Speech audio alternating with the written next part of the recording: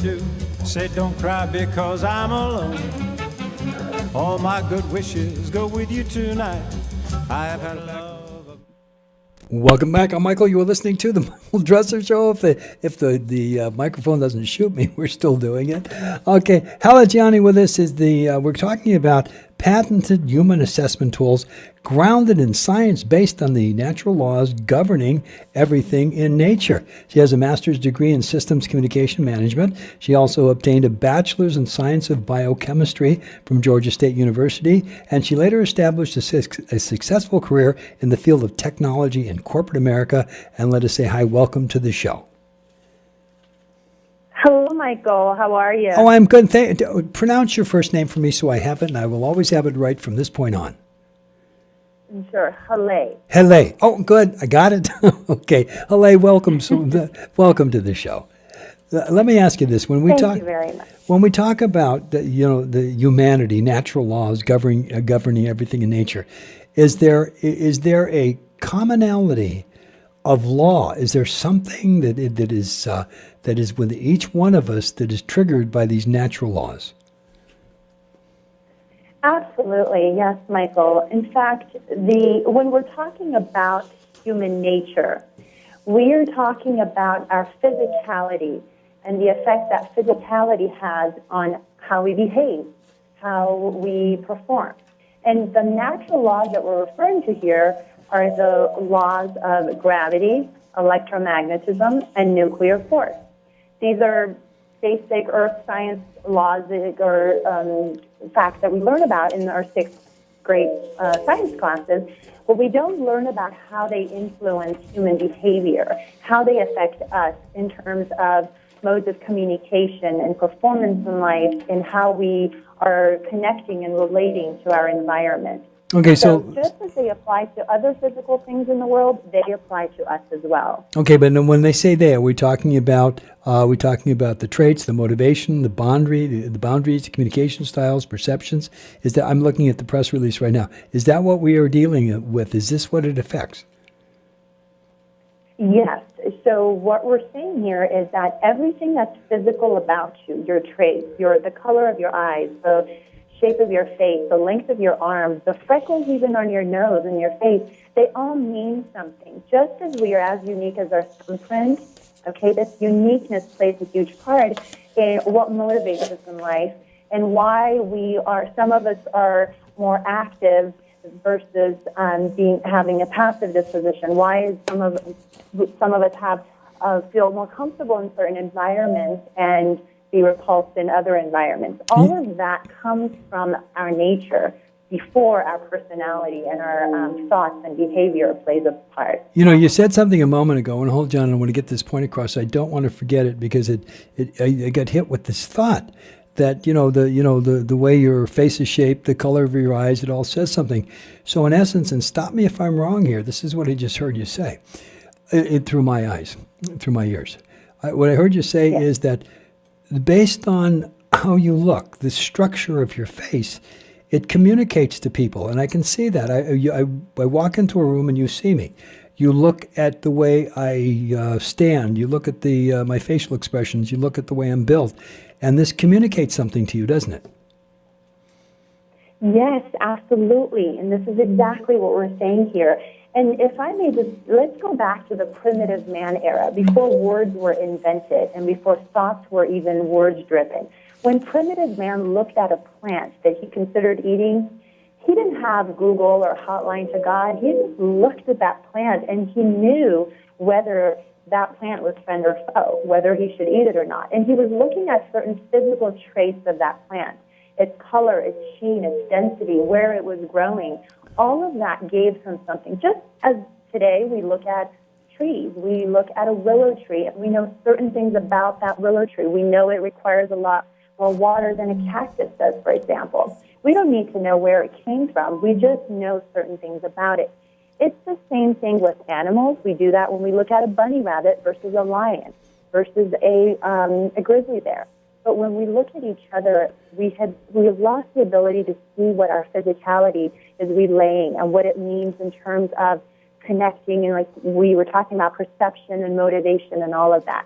So we have an instrument now here that quantifies those physical traits and give us information that we can then apply to everyday life so we can understand certain things about ourselves and people in our environment. Okay, let's go back to primitive person. How's that for being politically correct? I got this one. Let's go back to primitive man, okay? There were, the fight or flight syndrome. They would stand up and fight, lay down, play dead till the danger was over, or run away. There was those three options. We still have it today. And what you're saying is, let's go back. You walk into a room, you see somebody, and for some reason there is an unconscious recognition of something about them, either from your past or it's about yourself, and you do or don't like it. You get a chemical reaction. And the first thing that you want to do is, if you don't like it, you're going to go into your survival mechanism, which is a certain type of chemical. If you're comfortable with it, you get another chemical. And if you just don't care, you just pass on. And I think that's really what we're dealing with, those primitive thoughts to allow us to protect ourselves and survive are the same things that happen when you look at somebody, you look at something to eat, you look at a new job, you look at a relationship. All of those things are happening constantly every second of the day, but we're not aware of it. Absolutely. And the key here is that if you know what it means that you're looking at, the meaning behind what you're looking at, then you can really enhance your relationship and you can really give yourself an appropriate opportunity to thrive in life, rather than rely on your words and your thoughts to get your needs met and have get your point across. You begin to rely on the obvious, what stands before you, to help you make the right decisions unique to you.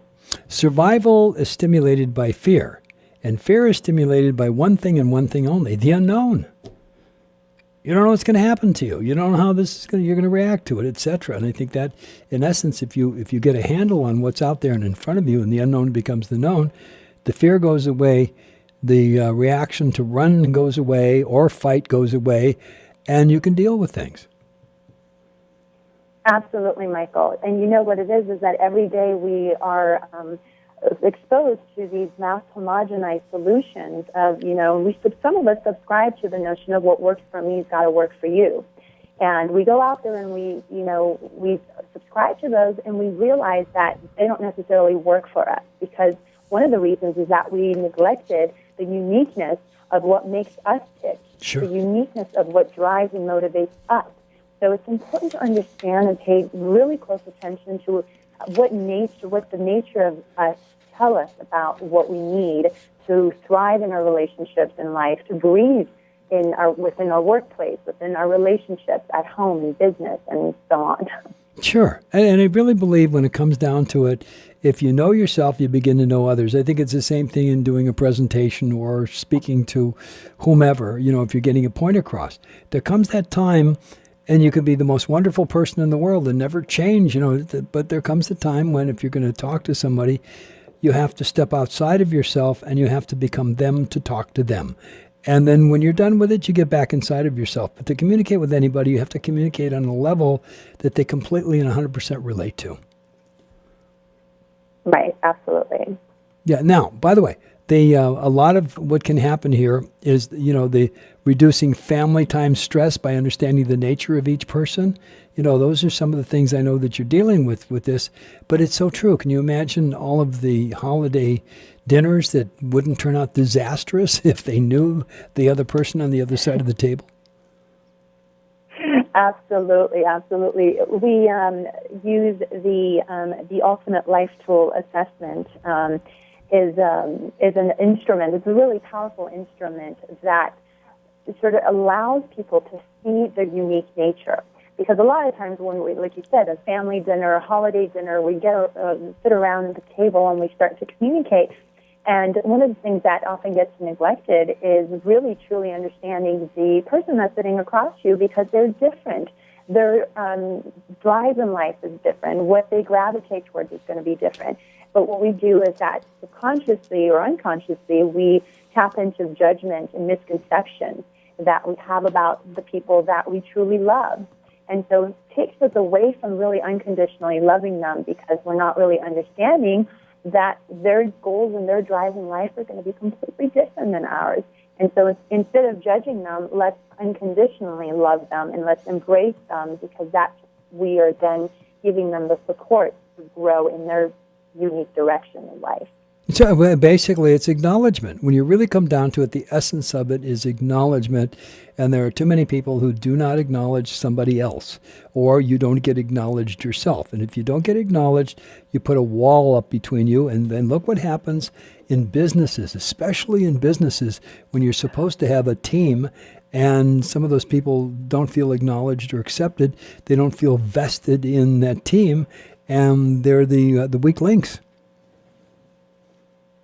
Yes, and we see this every day. I mean, I came from the corporate world, and after 12 years of being in the team environment, from startup companies to larger corporations, I was exposed to this every single day. And you get companies hire highly qualified individuals with the right skill sets, but just because they have a nice resume and a very glamorous background that applies to the job, they don't necessarily going to work well with the existing team. So we really need to pay attention to what it is that we need to group people in, as far as supporting them in their growth, supporting them in their professional progression. Because just because they have the qualification, it doesn't mean that they fit well into the existing team, and it doesn't mean that they're going to perform at their optimum potential. By the way, where was it for you that you become aware of this? I think it's extremely important. Obviously, this isn't something that you automatically always knew. Maybe underneath, and if you didn't know it underneath, you wouldn't recognize it outside. But where was it that you caught it when you realized that these were the tools, the keys to make the difference in life? Well, Michael, about 10 years ago, my life completely took a huge turn. I was at a startup company. I was married. I had just had a child, and everything seemed to be going fine and dandy. All of a sudden, things started to shift, and I found myself in the middle of divorce and had to find a new job, had to relocate, and now I'm a new mom. And I was new to a city that I was living at, and things were really, really stressful. Sort of all those stressful experiences in life all came down to me at once.